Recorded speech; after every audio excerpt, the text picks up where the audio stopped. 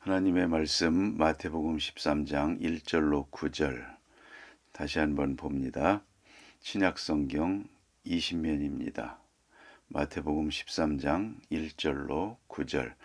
그날 예수께서 집에서 나가사 바닷가에 앉으심에 큰 무리가 그에게로 모여들거늘 예수께서 배에 올라가 앉으시고 온 무리는 해변에 서 있더니 예수께서 비유로 여러 가지를 그들에게 말씀하여 이르시되 씨를 뿌리는 자가 뿌리러 나가서 뿌릴새 더러는 길가에 떨어짐에 새들이 와서 먹어버렸고 더러는 흙이 얕은 돌밭에 떨어짐에 흙이 깊지 아니하므로 곧 싹이 나오나 해가 돋은 후에 타서 뿌리가 없으므로 말랐고 더러는 가시떨기 위에 떨어짐에 가시가 자라서 기운을 막았고 더러는 좋은 땅에 떨어짐에 어떤 것은 100배 어떤 것은 60배 어떤 것은 30배의 결실을 하였느니라. 귀 있는 자는 들으라 하시니라. 아멘. 여기에 제가 19절 말씀을 한 절 더 봅니다. 아무나 천국 말씀을 듣고 깨닫지 못할 때는 악한 자가 와서 그 마음에 뿌리운 것을 빼앗나니 이는 곧 길가에 뿌리운 자요. 오늘 예수님께서 이렇게 천국에 대한 복음을 비유로 말씀하셨습니다. 무엇보다 중요한 것은 먼저는 그 천국 복음, 즉 씨앗이 중요하다. 씨앗은 생명이다.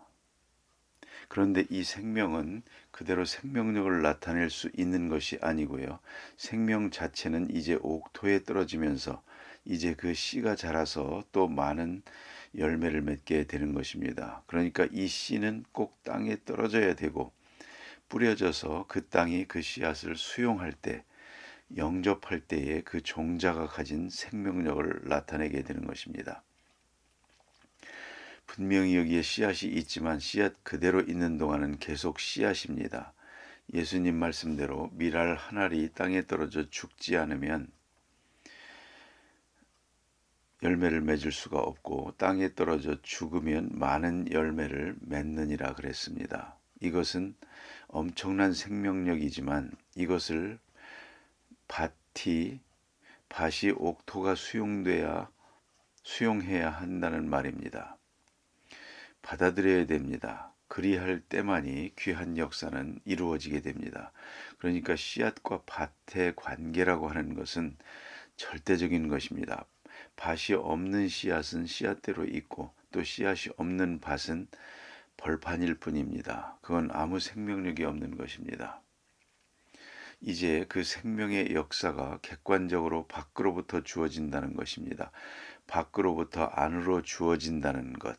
우리가 깊이 생각해야 됩니다. 그런데 예수님께서 이제 씨를 뿌리는데 이상하게도 그 뿌리는 데 대한 반응은 네 가지로 나타났다 하는 것입니다. 이 씨 뿌리는 비유를 당시로 돌아가서 생각해 볼 필요가 있습니다. 어떻게 이렇게 씨를 뿌리나 하는 생각이 듭니다.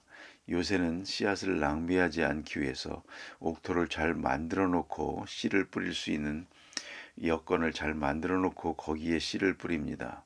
또 어떤 때는 씨앗을 잘 모종을 해서 이미 싹이 난 다음에 내다가 심기도 합니다. 그런데 2000년 전 얘기니까 원시적인 데가 있었습니다. 그래서 이 당시에는 어떻게 했느냐? 넓은 벌판에 씨앗을 마구 뿌리는 겁니다. 특별히 바람이 많이 불 때 뿌린다고 합니다. 보다 멀리 널리 퍼지라고요. 막 뿌리면 그대로 사방에 뿌려져서 어떤 건 길가에 뿌려지고 어떤 건 돌짝밭에 뿌려지고 어떤 건 옥토의 제멋대로 뿌려진단 말입니다. 또 하나는 아주 게으른 파종자가 있습니다. 당나귀 등에다가 종자 자루를 걸쳐놓고 밑에 구멍을 뚫고 당나귀를 그냥 몰고 다닙니다. 이게 옛날에 농사하는 방법이란 말입니다. 그러니까 정확하게 옥토에 뿌려지지 않는 종자가 많았다는 것이죠. 그런데 우리가 가만히 보면 요새 농사법에는 적합하지는 않습니다. 그러나 비유하시는 말씀에는 적합합니다. 복음 전할 때 우리가 정확하게 이 사람은 믿을 사람이다. 마음밭이 옥토다. 그런 거로 이 사람에게 딱 전해야겠다. 그런 건 아니지 않습니까? 좀 비밀스러운 얘기지만 북한에 있는 성도들 많은 고생을 합니다. 그들의 이야기를 듣고 기억하면 북한에 대해서 기도하지 않을 수가 없답니다. 북한에 있는 성도들이 목숨을 걸고 전도를 많이 합니다. 그럼 어떻게 전도하느냐? 그들은 물론 주일날 모이고 그런 예배는 없습니다. 몰래 어느 날은 이 집에 어느 날은 저 집에 숨어서 예배드리고 그렇게 하지만 문제는 전도를 해야겠는데 어떻게 하느냐? 기도를 많이 하는 중에 성령이 감동해서 저 집이다. 물론 공산당 집입니다. 성령이 감동해서 저 집이다 하면 집중적으로 저분을 예수 믿게 해주세요. 저 사람에게 전도할 텐데 그 마음 문을 열어주세요. 하나님 앞에 간절하게 기도한다고 합니다. 여러 날 기도하고 그 집을 찾아 들어갑니다. 찾아갈 때는 자기가 먹을 쌀을 가지고 다녀야 됩니다. 그리고 그 집에 들어가서 전도를 합니다. 이렇게 전도를 하게 되면 만일에 그 사람이 예수를 믿어주면 살고 끝까지 안 믿어주면 죽는 겁니다. 고발되면 총살되는 거니까 이건 목숨을 걸고 하는 일입니다. 가서 딱 붙들고 예수 믿을 때까지 열심히 전도를 합니다. 대개 그분의 말에 의하면 사흘 내지 길면 닷새 기어이 예수 믿게 만든답니다. 그러면 그 집은 비밀한 교인이 됩니다. 이제부터 교인들과 연락을 하면서 겉으로는 공산당원이지만 내적으로는 교인입니다. 그러면 어떻게 이렇게 다니면서 전도할 수 있을까? 비밀 조직이 있어서 다 알고 있답니다. 겉으로는 상당한 고관들이지만 내적으로는 교인들이라서 서로 다 연락해주고 안내해줘서 그래서 살아있고 전도할 수 있다는 것입니다. 보세요. 이렇게 한 사람을 지목하고 꼭 이 사람은 믿어야겠다. 그러나 그가 믿을지 안 믿을지 어떻게 합니까? 이래서 씨 뿌리는 비유가 중요한 것입니다. 그래서 늘 옥토와 같은 사람에게만 복음 전하는 것이 아닙니다. 디모데서에 보면 사도 바울이 믿음의 아들 디모데에게 권면할 때 뭐라고 합니까? 얻든지 못 얻든지 너는 복음을 전하라. 꼭 믿을 사람이 있고 안 믿을 사람이 있겠지만 나는 그걸 모릅니다. 유명한 신학적 논란이 있습니다. 칼빈의 신학에 보면 분명히 구원받을 사람은 예정되어 있다 그럽니다. 그러면 예정되어 있는데 그러면 전도할 필요가 없네. 그러니까 칼빈의 대답은 아니죠. 예정되어 있는 사람이니까 복음을 전해야죠. 누가 예정되어 있는 걸 내가 모르니까 전도해야죠. 그걸 우리가 깊이 생각해야 합니다. 오늘 이 복음은 그래서 길가에도 뿌리고 돌짝밭에도 뿌려야 되는 것입니다. 내가 딱 관상을 보고 믿을 사람에게만 전도하겠습니까? 그렇지 않습니다. 그렇게 된다면 일생에 전도 한 번도 못합니다. 전도는 옛날에 씨를 뿌리던 사람이 들판에 나가 뿌리던 것 같이 복음은 그렇게 전도하는 것입니다. 오늘 여기 씨를 뿌릴 때 부득불 우리는 가려서 뿌리지 않는다는 것입니다. 모든 사람에게 뿌려야 됩니다. 그 기회가 주어지는 것은 하나님의 역사입니다. 그것을 잊지 말아야 하겠습니다. 그래서 오늘 본문에 이렇게 씨를 많이 뿌렸는데 하나만 생각하겠습니다. 길가에 뿌려진 씨가 있습니다. 길가는 뭡니까? 굳은 땅입니다. 반질반질 닳아서 땅 속에 들어갈 수가 없습니다. 이것은 새가 주워 먹고 맙니다. 그래도 노출되어 있으니까 땅 속에 들어가지 못하니까 이 씨앗은 생명력을 나타낼 수가 없습니다. 복음은 뿌려집니다. 그러니까 사람들은 이 복음을 듣고 믿고 수용하고 받아들여야 합니다. 그런데 받아들일 마음이 없다는 것입니다. 왜요? 길가와 같습니다. 이것은 뭘 말하는 거 하니 이미 자기가 가진 경험을 말하는 것입니다.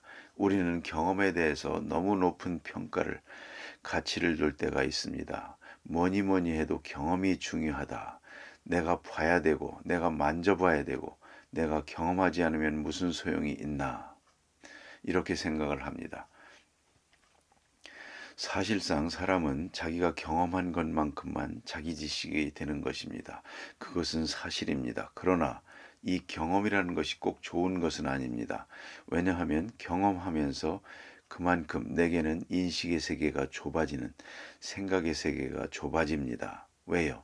내가 경험한 건 확실하니까 그 외의 일은 전부 다 무시한다 그 말입니다. 내가 보았거든요. 그러면 못 본 걸 다 부정해 버리려고 합니다. 내가 본 것만 옳고 내가 보지 않은 것은 가치가 없다고 생각을 합니다. 이 얼마나 고집스러운 생각입니까? 내가 못 본 것이라고 없는 것입니까? 내가 못 본 것뿐이요. 내가 경험하지 못하는 세계는 내가 경험하지 못한 세계로 남아있을 뿐이지 없는 것도 아니고 잘못된 것도 아닙니다. 그런데 경험이라는 것은 자꾸 사람을 고집스럽게 만듭니다. 그래서 나이가 많아지면서 조심해야 될 부분이 바로 이겁니다. 내가 다 경험했다. 내가 다 봤다. 내가 다 알았다. 여러분, 알길 뭘 압니까? 이게 바로 고집입니다. 무서운 고집입니다. 그래서 길가와 같아지는 것입니다. 그러니까 자기가 경험했죠. 경험한 것을 절대화하죠. 그 다음에는 이걸 포장합니다. 그 다음에는 이걸 우상화하는 것입니다. 여기까지 나가게 됩니다. 여러분, 그런 일이 있죠. 어떤 분이 기도를 많이 해서 병을 고쳤습니다.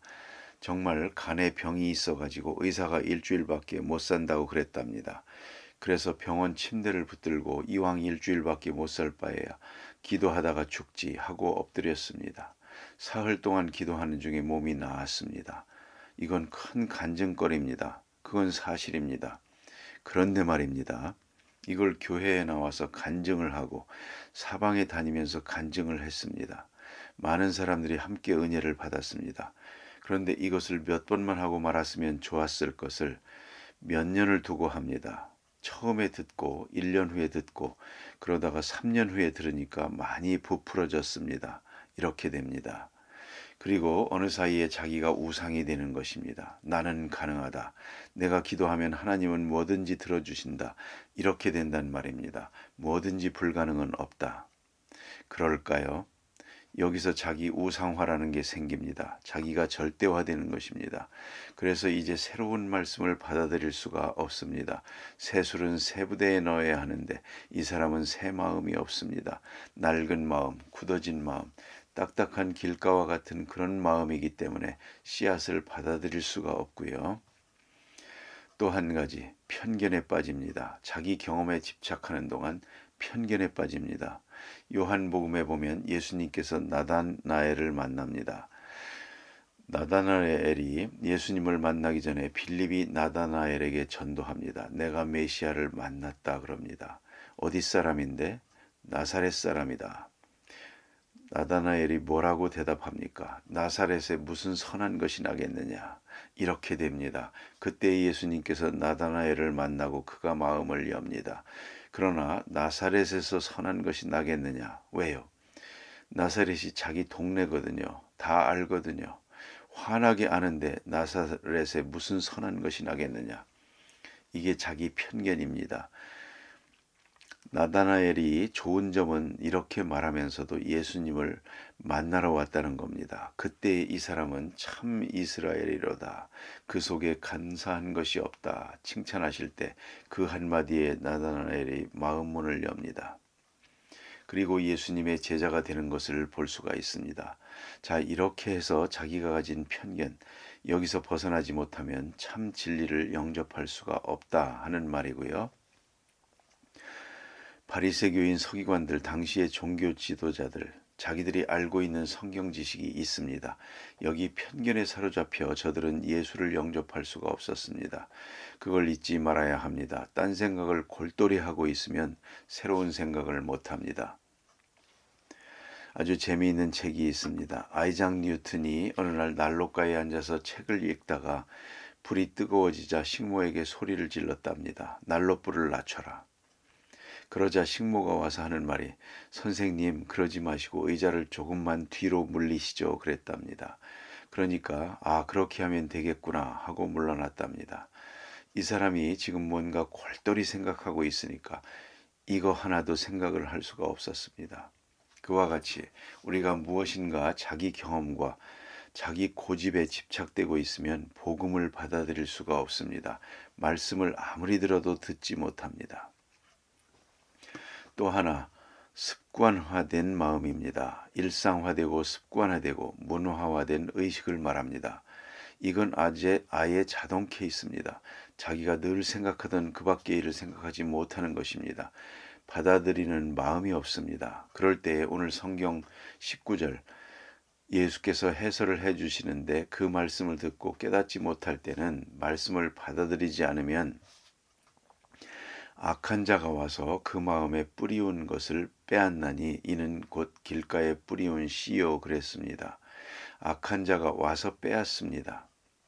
하나님의 말씀을 들어야 할 시간에 듣지 못하면 마귀의 시험을 당합니다. 악한 자가 와서 빼앗아 갑니다. 참 이상합니다. 들어야 할 것을 듣지 않을 때 듣지 말아야 할 것을 듣게 되고 시험에 빠지는 것을 볼 수가 있습니다. 그렇다면 길가와 같은 마음은 어찌 해야 되겠습니까? 그대로는 어떤 종자도 여기서 결실할 수가 없습니다. 그런 거로 길가와 같이 굳어진 마음이라면 폭파시켜야죠. 아주 깨버려야 됩니다. 환난과 고통과 전쟁과 재난과 시련, 질병 이런 많은 사건을 통해서 깨트리는 것입니다. 꽝 하고 터져야 됩니다. 여러분 참 어이가 없지만 사실입니다. 뉴욕의 쌍둥이 빌딩이 폭파됐었죠.